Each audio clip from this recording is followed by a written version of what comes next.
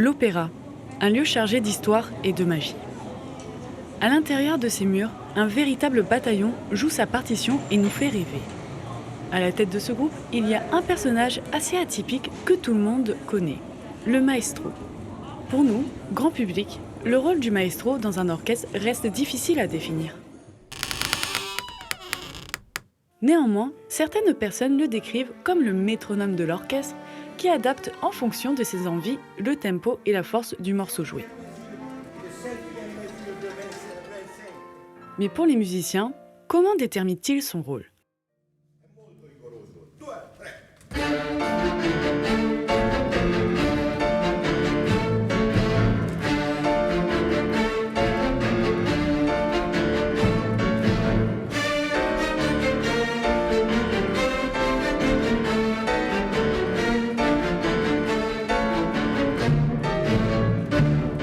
Pour répondre à cette interrogation, l'Opéra de Nice Côte d'Azur nous a ouvert ses portes afin de récolter les témoignages de différents membres de son orchestre philharmonique.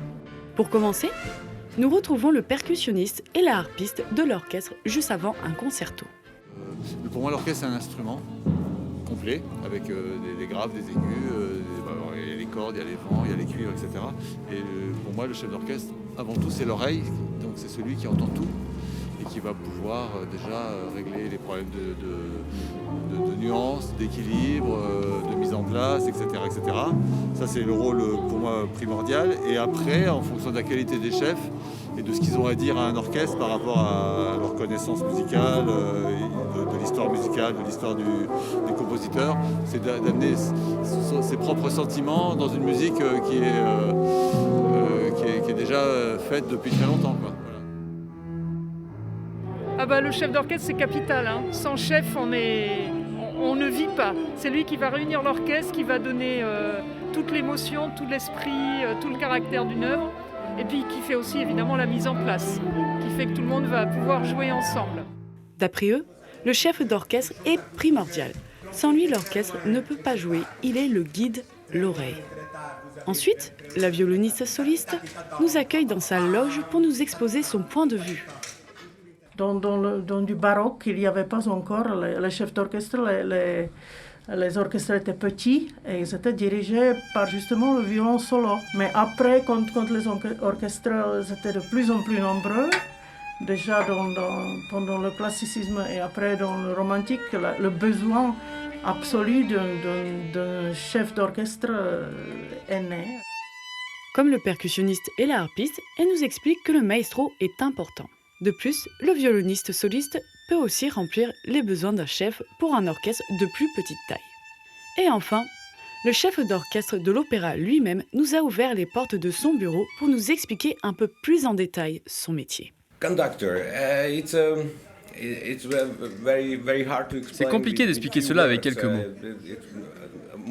Pour le grand public, c'est une personne qui est devant l'orchestre, qui bouge sa tête et ses bras, qui reçoit des applaudissements et qui prend un gros cachet.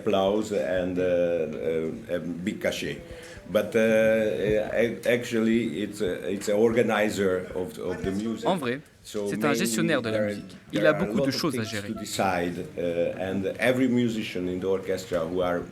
Tout chef d'orchestre a son interprétation de la pièce jouée. Tout orchestre a besoin de quelqu'un pour prendre les décisions.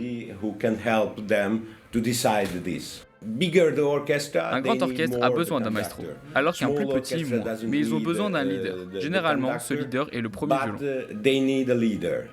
Après avoir écouté ces réponses, on en déduit que le chef d'orchestre est un décisionnaire. En revanche, pour un effectif de petite taille, seul un leader comme le premier violon suffira. Pour conclure, le chef d'orchestre est un élément essentiel pour tout orchestre philharmonique. En outre, nous avons appris que pour un groupe de plus petite taille, un maestro n'est pas forcément nécessaire. Nous pouvons donc nous demander comment le leader d'un orchestre de chambre gère-t-il les différents musiciens.